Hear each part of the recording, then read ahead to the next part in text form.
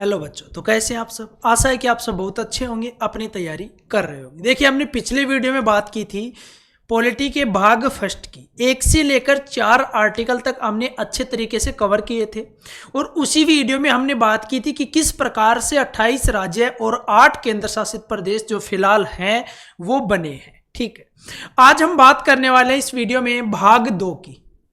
ठीक है, भाग 2 में क्या है, सबसे पहले तो ये बात कर लें कि भाग 2 में आपकी नागरिकता, सिटीजनशिप क्या है, नागरिकता। ठीक है, आर्टिकल की बात करें तो 5 से 11 तक इसमें आर्टिकल है। भाग 2 के बारे में हम यहां पर बात करने वाले हैं, नागरिकता के बारे में, सिटीजनशिप के बारे में। और इसमें पहला पॉइंट यही बनता है कि आर्टिकल कहां से कहां तक भाग 2 में है। तो आर्टिकल 5 से लेकर 11 तक किसमें है, भाग 2 में है। ठीक है, ये पॉइंट आपका क्लियर। अब देखिए, इसमें भाग जो 2 है, इसमें आर्टिकल 5 से 11 है, ये हम बाद में पढ़ने वाले हैं। सभी को पता है कि 5 से 11 तक नागरिकता है। कुछ बेसिक चीजें हम यहाँ पर डिस्कस करने वाले हैं। देखिए, किसी भी राज्य में, कोई भी आधुनिक राज्य है, फिलहाल हम बात कर रहे हैं देश की। ठीक है, कोई भी देश है, उसमें क्या है, 2 तरह के लोग रहते हैं। हमारे देश में भी क्या रहते हैं, 2 प्रकार के लोग रहते हैं। एक तो हमारे जो नागरिक हैं देश के, वो है। दूसरे होते हैं विदेशी नागरिक। ठीक है, देखिए, नागरिक और विदेशी नागरिक में फर्क यहां पर करें तो नागरिक जो हैं हमारे देश के, उनको जो सिविल और राजनीतिक अधिकार प्राप्त हैं। कौन से अधिकारों की बात कर रहे हैं हम, सिविल और राजनीतिक अधिकारों की यहां पर बात कर रहे हैं। लेकिन विदेशी जो नागरिक हैं उनको ये अधिकार प्राप्त नहीं होते हैं। इसी चीज को लेकर एक बात ध्यान आती है कि नागरिकता, किस प्रकार की नागरिकता है हमारे देश की, तो वो है हमारी एकल नागरिकता। कौन सी नागरिकता है, एकल नागरिकता। ठीक है, ये भी आपको ध्यान रखना है। अब यहां पर समझे हम, 2 प्रकार की नागरिकता होती है। एक तो एकल नागरिकता और एक होती है आपकी दोहरी नागरिकता। इन दोनों को यहां पर समझिए। देखिए, पहले लिखते हैं हम यहां पर ड्यूअल सिटीजनशिप या फिर दोहरी नागरिकता, और इस साइड बात करें एकल नागरिकता के बारे में। दोहरी नागरिकता की यदि हम बात करें तो यह है प्रचलित यूएसए में। कहां पर है, यूएसए में। दोहरी नागरिकता किस प्रकार से होती है, देखिए, दोहरी में एक तो देश हो गया प्लस राज्य, यूएसए की बात कर रहे हैं। यहां पर क्या है कि देश की नागरिकता अलग से लेनी होती है और जिस राज्य में आप निवास कर रहे हैं उस राज्य की जो नागरिकता है वो अलग से लेनी होती है। तो यहां पर किस प्रकार की नागरिकता हुई, दोहरी नागरिकता। और यदि हम एकल नागरिकता की बात करें जो हमारे देश में है, कहां से ली गई, सबसे पहले इस पॉइंट को लिख लीजिए, इंग्लैंड से ग्रहण की गई है। एकल नागरिकता का जो प्रावधान हमारे देश में है वो कहां से ग्रहण किया गया है, इंग्लैंड से। अब बात करें एकल नागरिकता, तो हमारे यहां पर देश प्लस राज्य 28 राज्य है। यहां पर सिर्फ एक नागरिकता है, देश की नागरिकता, भारतीय नागरिक है हम। किसी भी राज्य में आसानी से उस नागरिकता के साथ हम भ्रमण कर सकते हैं, घूम सकते हैं। लेकिन यूएसए में क्या है कि देश की अलग नागरिकता है और उसके जो राज्य हैं, 50 राज्य हैं, वहां की अलग नागरिकता है। राज्यों की क्या है, अलग नागरिकता। ठीक है, और इसी के साथ यदि आप इसको एक अन्य तरीके से यदि हम बात करें, एक तो ये होती है दोहरी नागरिकता और एकल नागरिकता में अंतर। एक होता है कि दोहरी नागरिकता, यदि कोई यूएसए का नागरिक है और वो कनाडा की नागरिकता ले लेता है, तो यहां पर यूएसए की भी रहेगी और कनाडा की भी रहेगी। तो ये क्या हो गई, दोहरी नागरिकता। 2 देशों की उसने नागरिकता ग्रहण कर ली। लेकिन ध्यान रखना, यदि कोई भारत का नागरिक है और वो किसी दूसरे देश की नागरिकता ग्रहण करता है तो उसकी जो भारत की नागरिकता है वो क्या हो जाएगी, समाप्त हो जाएगी। ऐसा हमारे संविधान में प्रावधान है कि हमारे सिर्फ एकल नागरिकता का प्रावधान है। आप एक देश की नागरिकता ग्रहण कर सकते हैं, या तो आप फिर हमारे देश भारत की नागरिकता ग्रहण कीजिए। अन्यथा यदि आप भारत की नागरिकता ग्रहण करके या फिर आप भारत के नागरिक हैं और फिर किसी दूसरे देश की नागरिकता ग्रहण कर रहे हैं तो आपकी जो नागरिकता है भारत की वो क्या हो जाएगी, स्वतः समाप्त हो जाएगी। फिर आप भारत के नागरिक नहीं रहेंगे। तो एक ये है।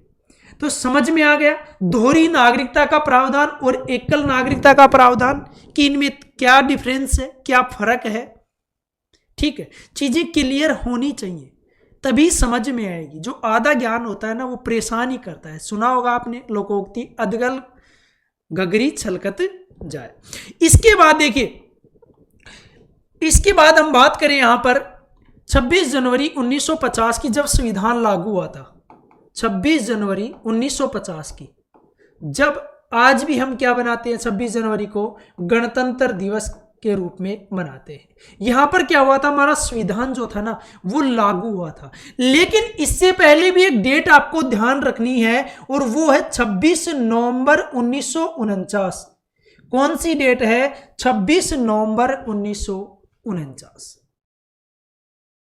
ये आपको कोई नहीं बताने वाला, ये इंपॉर्टेंट फैक्ट है, इंटरेस्टिंग फैक्ट है। ठीक है, ध्यान रखना इसको।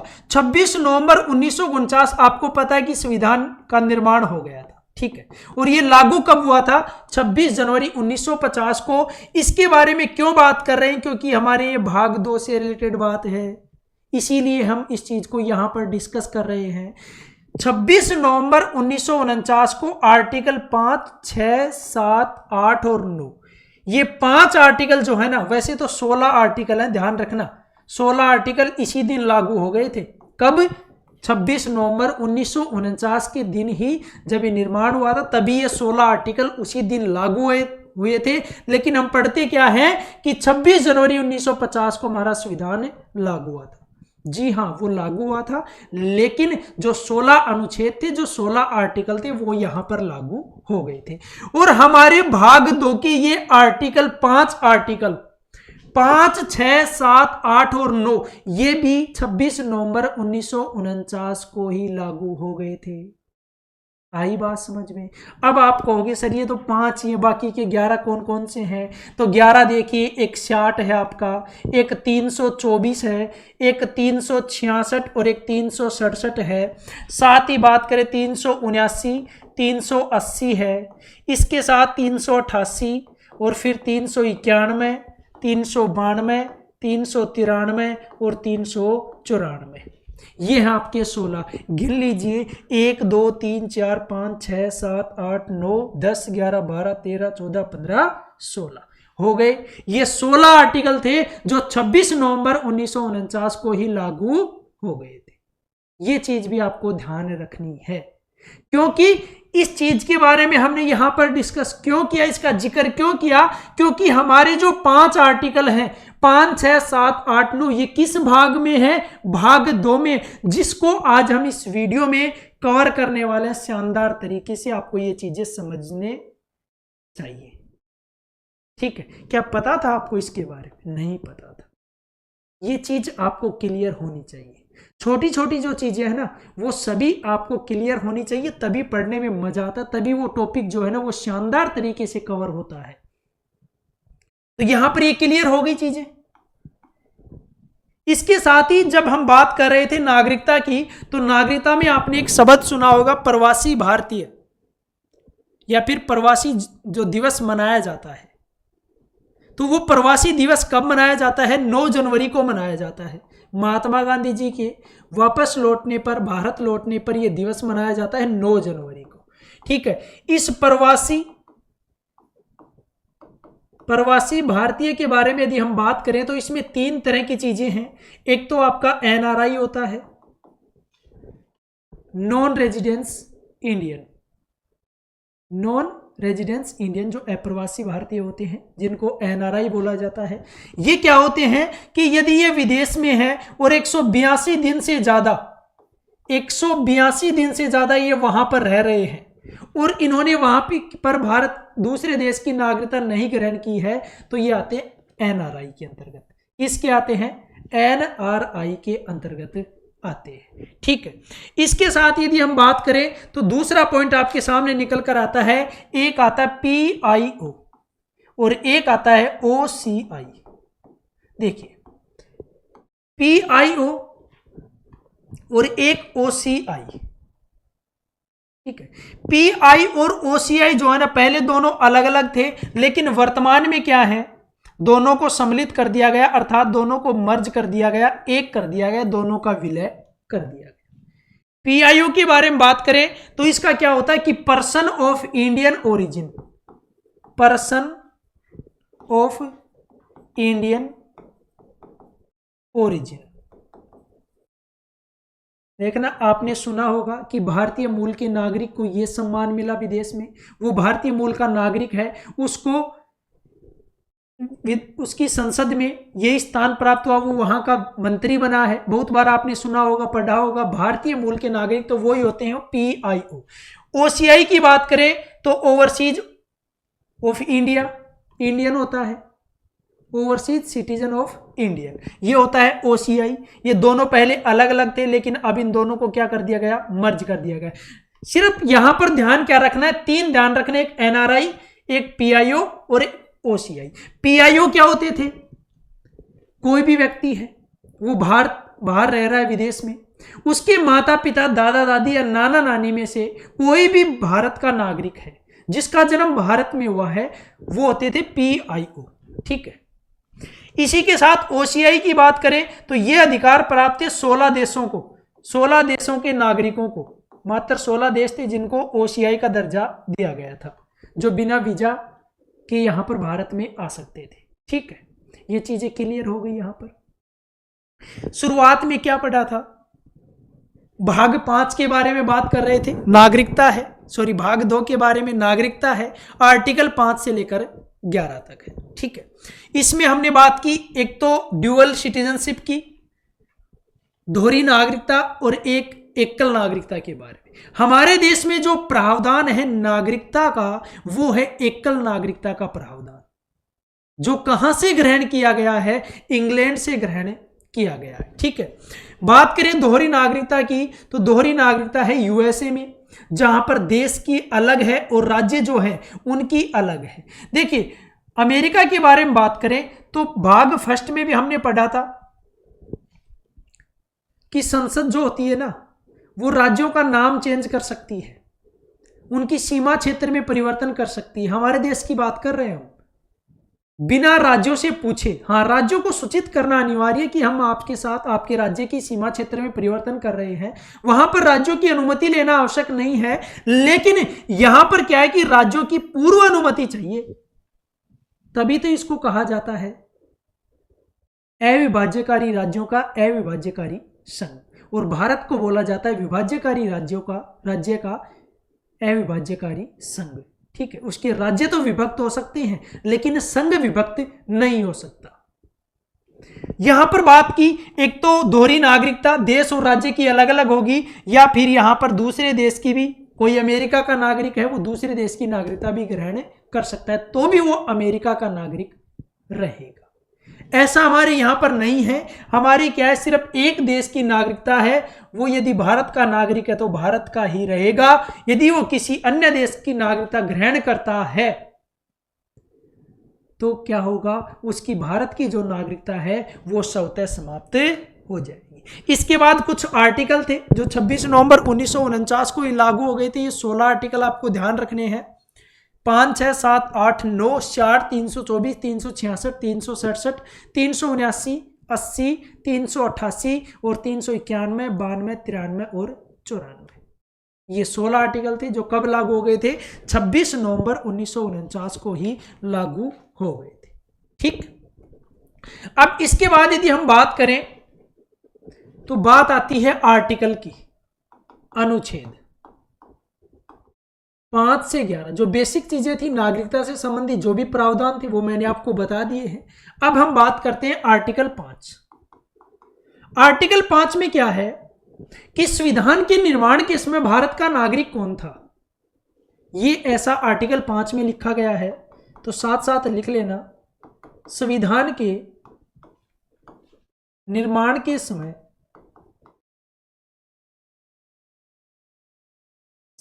नागरिकता। ठीक है, ये किस आर्टिकल में है, आर्टिकल 5 में। इसके बाद बात करें आर्टिकल 6 की, तो आर्टिकल 6 में लिखा गया है कि पाकिस्तान से आए लोगों को भारत की नागरिकता। पाकिस्तान से भारत आए लोगों को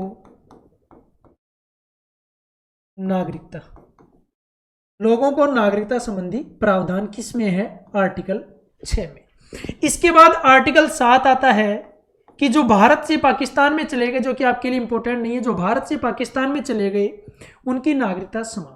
ठीक है।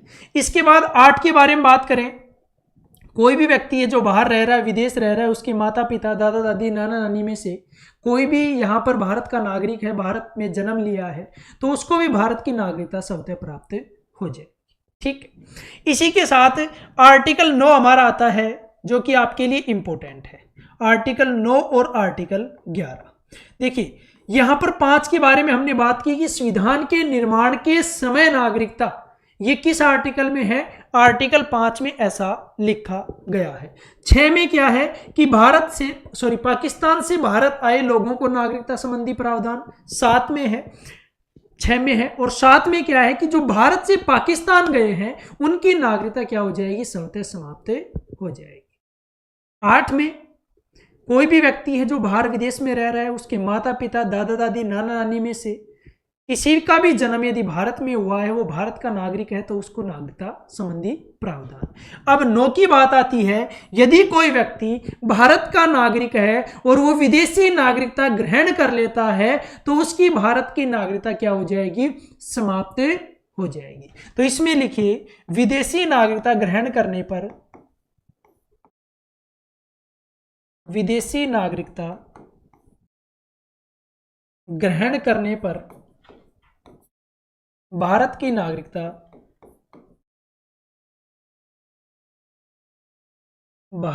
नागरिकता स्वतः समाप्त हो जाएगी, स्वतः समाप्त हो जाएगी। इसी के साथ अगला आर्टिकल आता है आर्टिकल 11। देखिए आर्टिकल 11 आपके लिए इंपॉर्टेंट है, ध्यान रखना कि नागरिकता संबंधी संसद है वो नागरिकता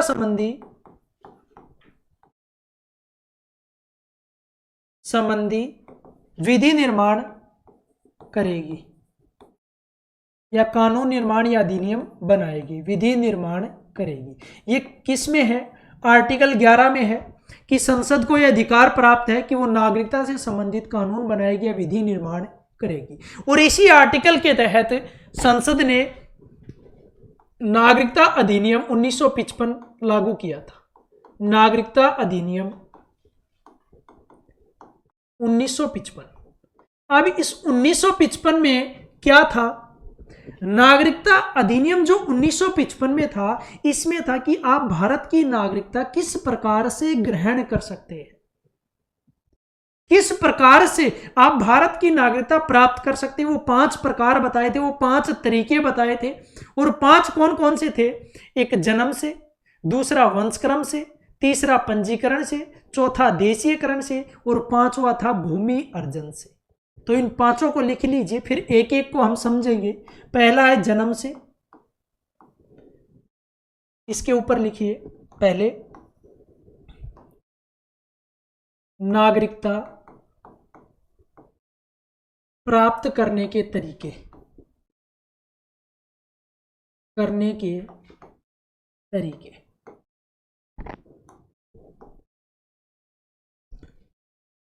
इसमें पहला क्या है? पहला है आपका जन्म से, दूसरा है आपका वंशक्रम से, तीसरा पॉइंट है पंजीकरण द्वारा और चौथा पॉइंट है देशीयकरण से और 5वां पॉइंट आपका भूमि अर्जन द्वारा। भूमि अर्जन द्वारा। अब एक एक पॉइंट को यहां पर समझिए। जन्म से, यदि आपका जन्म यहां पर हुआ है तो आप यहां पर भारत की नागरिकता आसानी से ग्रहण कर सकते हैं। दूसरा वंशक्रम से, यदि आप बाहर रह रहे हैं, आपके माता पिता यहाँ के हैं, जन्म यहाँ लिया है उन्होंने, तो वंशक्रम के आधार पर आप नागरिकता ग्रहण कर सकते हैं। तीसरा है पंजीकरण से, रजिस्ट्रेशन के द्वारा, यदि आप भारत के व्यक्ति हैं और आपने शादी की है किसी दूसरे देश की महिला के साथ, आपकी पत्नी जो विदेशी है, तो भी उसको यहाँ की भारत की नागरिकता मिल जाएगी। चौथा है देशीयकरण के द्वारा। देखिए इसमें सबसे ज़्यादा इंपॉर्टेंट पॉइंट यही है देशीयकरण में, जो आपको ध्यान रखना है कि संविधान में हमारी जो 8वीं अनुसूची में भाषाएं हैं 22, उनमें से एक का जानकार हो, देशीयकरण के द्वारा। ठीक है, इसके बाद भूमि अर्जन के द्वारा, यहाँ पर भूमि अर्जन के द्वारा भी भारत की नागरिकता प्राप्त की जा सकती है। ये तो है प्राप्त करने के तरीके, लेकिन आप भारत की जो नागरिकता है वो त्याग सकते हैं या फिर आप भारत की नागरिकता से वंचित हो सकते हैं। आपकी भारत की जो नागरिकता है वो समाप्त होने के तरीकों की बात करें तो एक तो है कि स्वेच्छा से त्यागना, कि आप अपने मन से कह दें कि भाई मुझे भारत की नागरिकता नहीं चाहिए, मैं भारत की नागरिक नहीं हूं, ये स्वेच्छा से त्यागना। दूसरा होता है बर्खास्ती के द्वारा। बर्खास्ती, आपने किसी दूसरे देश की नागरिकता ग्रहण कर ली तो भारत की नागरिकता क्या हो जाएगी, स्वतः समाप्त हो जाएगी। और तीसरी होती है आपको वंचित किया जाता है। क्यों? या तो आपने किसी युद्ध में किसी दूसरे देश को सहायता की है, या फिर ऐसा कार्य किया जो देशद्रोह की श्रेणी में आता है, तो इन कारणों की वजह से, या फिर आपने हमारे देश का संविधान का क्या किया, अनादर किया है, तो इन सब चीजों को ध्यान में रखते हुए आपको भारत की नागरिकता से वंचित किया जा सकता है। तो प्राप्त करने के तरीके और आपकी नागरिकता समाप्त होने के तरीके, 3 तरीके आपको मैंने बता दिए। ठीक है, अब देखिए जो नागरिकता अधिनियम 1955 था, इसमें संशोधन हुआ था 2019 में। आपने देखा होगा एक आंदोलन हुआ था, इसी वजह से हुआ था। देखिए उस आंदोलन होने के पीछे कारण और ना होने का कारण, उन सब चीजों को हम यहाँ पर डिस्कस करने वाले। यहां पर बात आती है CAA 2019, सिटीजन अमेंडमेंट एक्ट 2019। ये लागू कब हुआ था, ये ध्यान रखना, 10 जनवरी 2020 को ये लागू हुआ था। कब हुआ था? 10 जनवरी 2020 को सिटीजन अमेंडमेंट एक्ट 2019 लागू हुआ था। इसमें ऐसा क्या था कि लोगों में आंदोलन करने की इच्छा जागृत हुई, लोगों ने आंदोलन किए। इसमें देखिए समझिए इस चीज को, इसमें लिखा गया था साफ साफ कि 31 दिसंबर 2014 से पहले, 31 दिसंबर, देखिए 31 दिसंबर 2014 से पहले पाकिस्तान, बांग्लादेश, अफगानिस्तान, पहले इस चीज को समझिए फिर हम इसको लिखेंगे। ठीक है, 31 दिसंबर 2014 से पहले पाकिस्तान, बांग्लादेश, अफगानिस्तान से भारत आए अल्पसंख्यक, ये पॉइंट जरूर ध्यान रखना है, भारत आए अल्पसंख्यक, उन अल्पसंख्यकों में कोष्टक में ये लिखा गया है कि हिंदू, सिख, ईसाई, बौद्ध, पारसी। ठीक है, भारत आए अल्पसंख्यकों को अवैध प्रवासी नहीं माना जाएगा और उनके निवास की शर्त जो है वो 11 वर्ष की जगह कितनी होगी, 5 वर्ष होगी। जो पहले 11 वर्ष थी कि आप 11 वर्ष यहां रहेंगे तो आपको नागरिकता मिलेगी, वो 11 वर्ष की जो शर्त थी वो शर्त कितनी कर दी गई, 5 वर्ष कर दी गई। अब आंदोलन क्यों हुआ? देखिए इसमें एक धर्म, एक समुदाय नहीं है, वो कौन सा है, मुस्लिम। ठीक है, यहां पर अल्पसंख्यक समुदाय की बात की गई है और जो 3 देश हैं, बांग्लादेश, अफगानिस्तान और पाकिस्तान, आप सभी को पता है कि इन देशों में ये जो धर्म है, यहां पर हिंदू, सिख, ईसाई, बौद्ध और पारसी, ये अल्पसंख्यक के तौर पर रह रहे हैं। मेजोरिटी किसकी वहां पर, मुस्लिम समुदाय की। इसी वजह से यह आंदोलन हुआ था। तो अल्पसंख्यक जो है ना, वो यहां पर पॉइंट ध्यान रखना है, ये आपको ध्यान रखना है, इनको यहां पर अवैध प्रवासी नहीं माना जाएगा और जो निवास की शर्त है वो 11 की बजाय कितनी होगी, 5 वर्ष होगी। अब इस पॉइंट को यहां पर नोट कर लीजिए, लिखिए CAA सिटीजन अमेंडमेंट एक्ट 2019 जो लागू कब हुआ था, 10 जनवरी 2020 को। इसमें क्या था वो देखिए, इसमें था कि 31 दिसंबर 2014 से पहले, 31 दिसंबर 2014 से पहले बांग्लादेश, पाकिस्तान,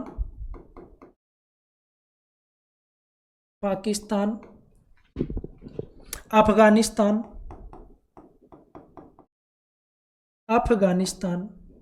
से भारत आए